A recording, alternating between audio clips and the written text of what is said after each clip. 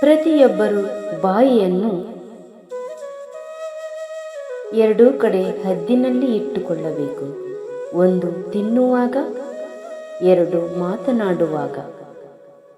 ಮೊದಲನೆಯದು ಆರೋಗ್ಯವನ್ನು ಕಾಪಾಡುತ್ತದೆ, ಇನ್ನು ಎರಡನೆಯದು ಬಾಂಧವ್ಯಗಳನ್ನು ಕಾಪಾಡುತ್ತದೆ. ಯಾವ ದಿನ ನಾವು ನಗುವುದಿಲ್ಲವೋ ಆ ದಿನ ವ್ಯರ್ಥವಾದಂತೆ. ನಮ್ಮ ನೋವು ಇತರರನ್ನು ನಗಿಸಿದರೂ ತೊಂದರೆ ಇಲ್ಲ, ಆದರೆ ನಮ್ಮ ನಗು ಇತರರನ್ನು ನೋಯಿಸಬಾರದು. ಈ ಪ್ರಪಂಚದಲ್ಲಿ ಯಾವುದೂ ಕೂಡ ಶಾಶ್ವತವಲ್ಲ. ಹಾಗೆ ನಮ್ಮ ಕಷ್ಟಗಳು ಕೂಡ ಅಂದುಕೊಂಡರೆ ನಿಮ್ಮ ಹಣೆ ಬರಹ ಇಷ್ಟೇ ಎಂದು ಹೇಳುವವರು ಕೂಡ ನಿಮ್ಮ ಮುಂದೆ ತಲೆ ತಗ್ಗಿಸುವ ಹಾಗೆ ಮಾಡುವ ತಾಕತ್ತು ನಿಮ್ಮಲ್ಲಿದೆ. ಹಾಗೆಂದು ಈಗ ಬಂದಿರುವ ಸ್ವಲ್ಪ ಕಷ್ಟಗಳಿಗೆ ನೀವು ತಲೆ ಬಗ್ಗಿಸಿದರೆ ಹೇಗೆ ಧೈರ್ಯವಾಗಿ ಇರಿ? ಜಗಳವಾಡದೆ ಇರುವ ಪತಿ ಪತ್ನಿ ಮದುವೆ ಅನ್ನುವ ಬಂಧನಕ್ಕೆ ನಿಜವಾದ ಪ್ರತಿರೂಪರು ಎನ್ನುವುದಾದರೆ, ಎಷ್ಟೇ ಜಗಳವಾಡಿದರೂ ಕೂಡ ಬೇರೆಯಾಗದ ಪತಿ ಪತ್ನಿ ಸ್ವಚ್ಛವಾದ ಪ್ರೇಮಕ್ಕೆ ಅದ್ಭುತವಾದ ಸ್ವರೂಪರು. ಏಕೆಂದರೆ ಜಗಳವಾದ ಮಾತ್ರಕ್ಕೆ ಪ್ರೇಮವಿಲ್ಲವೆಂದೇನೂ ಇಲ್ಲ. ಎಲ್ಲಿ ಪ್ರೇಮವಿರುತ್ತದೆಯೋ ಅಲ್ಲಿ ಜಗಳವೂ ಇರುತ್ತದೆ. ಕೆಲವು ಸಂದರ್ಭಗಳಲ್ಲಿ ವ್ಯಕ್ತಿಗಳ ಭಿನ್ನಾಭಿಪ್ರಾಯದಿಂದ ಮನಸ್ತಾಪಗಳು ಬರಬಹುದೇನೋ, ಆದರೂ ಆ ಭಿನ್ನಾಭಿಪ್ರಾಯದಲ್ಲೂ ಇಬ್ಬರ ಆಳವಾದ ಮನಸ್ಸಲ್ಲಿ ಅಭಿಪ್ರಾಯ ಒಂದೇ ಇರುವುದರಿಂದ ಕೊನೆಯವರೆಗೂ ಜೊತೆಯಲ್ಲೇ ಇರುವರು. ಬರೀ ಭಿನ್ನಾಭಿಪ್ರಾಯ ಬೇರೆ ಆದ ಮಾತ್ರಕ್ಕೆ ದೂರವಾದರೆ ಬೇರೆಯವರೊಂದಿಗೆ ಅಭಿಪ್ರಾಯ ಒಂದೇ ಇರುತ್ತದೆ ಎಂದು ಹೇಳಲು ಸಾಧ್ಯವಿಲ್ಲ. ಈ ಪ್ರಪಂಚದಲ್ಲಿ ಯಾವ ಇಬ್ಬರ ವ್ಯಕ್ತಿಗಳ ಅಭಿಪ್ರಾಯ ಒಂದೇ ಇರುವುದು ಬಹಳ ಅಪರೂಪ. ಜೊತೆಯಲ್ಲಿ ಇದ್ದಾಗಲೇ ತಿಳಿಯುವುದು ಯಾರ ಅಭಿಪ್ರಾಯ ಏನು ಎಂದು.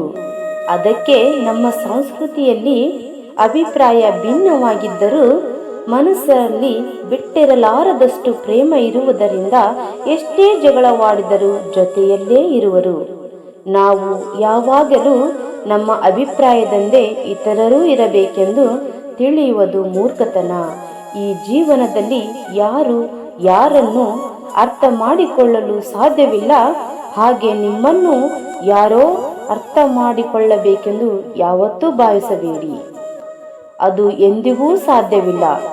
ಏಕೆಂದರೆ ಕೇವಲ ಒಬ್ಬ ವ್ಯಕ್ತಿಯಿಂದ ಮಾತ್ರ ನಿಮ್ಮನ್ನು ಅರ್ಥ ಮಾಡಿಕೊಳ್ಳಲು ಸಾಧ್ಯ. ಆ ವ್ಯಕ್ತಿ ಬೇರೆ ಯಾರೂ ಅಲ್ಲ, ಅದು ನೀವೇ. ಅದನ್ನು ಪ್ರಯತ್ನಿಸಿ. ನಿಮ್ಮನ್ನು ನೀವು ಅರ್ಥ ಮಾಡಿಕೊಂಡಾಗಲೇ ನೀವು ಎಲ್ಲದರೊಂದಿಗೆ ಪ್ರೇಮದಿಂದ ಮತ್ತು ಸಂತೋಷದಿಂದ ಇರಲು ಸಾಧ್ಯ. ಮುಖ್ಯವಾಗಿ ಪತಿ ಪತ್ನಿ 100 ಕಾಲ ಜೊತೆಗಿರಲು ಸಾಧ್ಯ. ಇದನ್ನೇ ಎಲ್ಲ ವೇದ ಪುರಾಣಗಳಲ್ಲಿ ಹೇಳಿರುವುದು.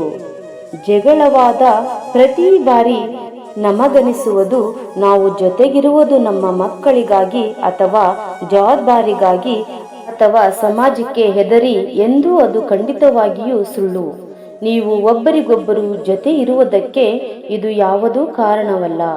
ಆಳದಲ್ಲಿ ಒಬ್ಬರ ಬಗ್ಗೆ ಒಬ್ಬರಿಗೆ ಪ್ರೇಮವಿದೆ. ಆದ್ದರಿಂದ ಮಕ್ಕಳು ಬೆಳೆದು ಅವರ ದಾರಿಯಲ್ಲಿ ಅವರು ಹೋಗುವರು. ಆದರೆ ಭವಿಷ್ಯದಲ್ಲಿ ಒಬ್ಬರಿಗೊಬ್ಬರು ಜೊತೆಯಾಗಿರಬೇಕಾದವರು ನೀವು ಎಂದು ಒಂದೊಂದೇ ಅರ್ಥವಾಗುತ್ತದೆ. ಮನುಷ್ಯ ತಾನು ವಾಸಿಸುವ ಮನೆಯನ್ನು ಬದಲಾಯಿಸುತ್ತಾನೆ, ಓಡಿಸುವ ವಾಹನವನ್ನು ಬದಲಾಯಿಸುತ್ತಾನೆ, ಕೊನೆಗೆ ಸ್ನೇಹವನ್ನು ಬದಲಾಯಿಸಬಹುದು. ಆದರೂ ಮನುಷ್ಯ ದುಃಖದಲ್ಲೇ ಇರುವನು. ಏಕೆಂದರೆ ಮನುಷ್ಯ ಸಂತೋಷವನ್ನು ವ್ಯಕ್ತಿ, ವಸ್ತು ಅಥವಾ ವಿಷಯದಲ್ಲೇ ಹುಡುಕುತ್ತಿರುವನು.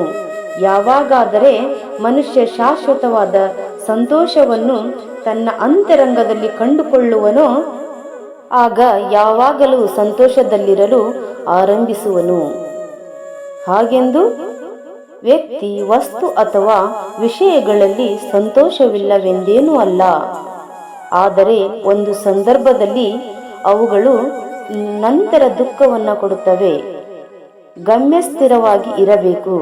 ಖಚಿತವಾದ ಮಾರ್ಗವನ್ನು ನಿರ್ಣಯಿಸಬೇಕು. ಪ್ರಯತ್ನದಲ್ಲಿ ರಾಜಿ ಆಗಬಾರದು. ಆಗಲೇ ಯಶಸ್ಸು ನಮ್ಮದಾಗುತ್ತದೆ.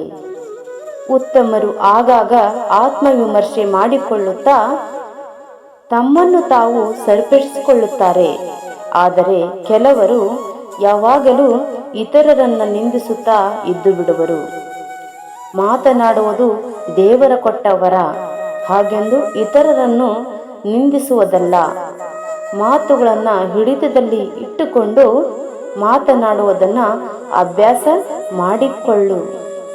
ಇಂದ್ರಿಯ ನಿಗ್ರಹವನ್ನು ಸಾಧಿಸಿದವನಿಗೆ ಇನ್ನು ಸಾಧನೆ ಮಾಡುವ ಅವಶ್ಯಕತೆ ಇರುವುದಿಲ್ಲ. ಆದರೆ ಅಲ್ಲಿಯವರೆಗೂ ಸಾಧನೆ ಮಾಡುತ್ತಲೇ ಇರಬೇಕು.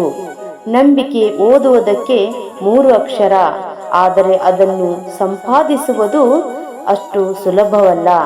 ಏಕೆಂದರೆ ಅದು ಹಣಕ್ಕಿಂತಲೂ ಮೌಲ್ಯವಾಗಿರುವುದು. ಮಾತು ಹದ್ದು ಮೀರಿದರೆ ತಪ್ಪು, ಹಾಗೆ ಖರ್ಚು ಮಿತಿ ಮೀರಿದರೆ ಸಾಲ. ಈ 2 ಮನಃಶಾಂತಿಗೆ ಹಾನಿಕರ. ಗತ ಅನ್ನುವುದು ಭವಿಷ್ಯತ್ತನ್ನು ಮುಂದೆ ಸಾಗಿಸುವ ಹಾಗೆ ಇರಬೇಕು. ಈಗಿನದನ್ನು ನಾಶಪಡಿಸುವ ಹಾಗೆ ಅಲ್ಲ. ಒಳ್ಳೆಯತನ ನಾವು ಮಾಡೋ ಕೆಲಸದಲ್ಲಿ ಇರಬೇಕೇ ಹೊರತು ನಾವು ಆಡುವ ಮಾತುಗಳಲ್ಲಿ ಅಲ್ಲ. ಇದರಿಂದ ಸಹಾಯ ಬಯಸುವ ಯಾರೊಬ್ಬರ ಭಿಕ್ಷಕರಲ್ಲ. ಆದರೆ ಸಹಾಯ ಮಾಡುವ ಪ್ರತಿಯೊಬ್ಬರೂ ದೇವರಿಗೆ ಸಮ. ನಿಮ್ಮೊಂದಿಗೆ ಮಾತನಾಡಲು ಸಮಯವಿಲ್ಲವೆಂದು ಹೇಳುವವರನ್ನು ನಂಬಬೇಡಿ. ಅವರಿಗೆ ಪ್ರಾಮುಖ್ಯತೆ ಇರುವ ಪಟ್ಟಿಯಲ್ಲಿ ನೀವು ಇಲ್ಲವೆಂದು ಗ್ರಹಿಸಿ. ಈ ಸಮಾಜ ನೀತಿ ನಿಜಾಯಿತಿಯಿಂದ ಇರುವವರನ್ನ ಗೌರವಿಸುವುದು ಯಾವತ್ತೋ ಮರೆತು ಬಿಟ್ಟಿದೆ.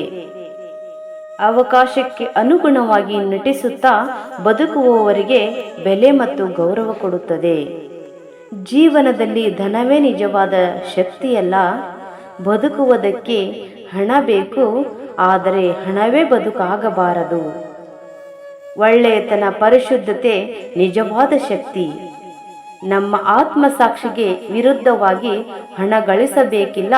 ತಾತ್ಕಾಲಿಕವಾಗಿ ಹಣ ಸಂತೋಷವನ್ನ ಕೊಟ್ಟರೂ ಶಾಶ್ವತವಾದ ಆನಂದವನ್ನ ಕೊಡುವುದಿಲ್ಲ. ಹಣ ಇರುವ ಪ್ರತಿಯೊಬ್ಬರೂ ಸಂತೋಷವಾಗಿರುವವರು ಎಂದೇನೂ ಇಲ್ಲ. ಸಂತೋಷ ಒಳಗಿನ ತೃಪ್ತಿಯಿಂದ ಬರುತ್ತದೆ. ಧೈರ್ಯದಿಂದ ಇರಿ, ಶಾಂತಿಯಿಂದ ಇರಿ, ಸಮಾಧಾನದಿಂದ ಇರಿ. ಖಂಡಿತವಾಗಿಯೂ ಎಲ್ಲವೂ ಒಳ್ಳೆಯದಾಗುತ್ತದೆ. ಇವೆಲ್ಲವುಗಳಲ್ಲಿ ನಮಗಿಷ್ಟವಾದ ಸೂಕ್ತಿಯನ್ನು ಕಮೆಂಟ್ ಮುಖಾಂತರ ತಿಳಿಸಿ. ವಿಡಿಯೋ ಇಷ್ಟವಾದಲ್ಲಿ ಸಬ್ಸ್ಕ್ರೈಬ್ ಮಾಡಿ ಮತ್ತು ಲೈಕ್ ಮಾಡಿ. ಧನ್ಯವಾದಗಳು.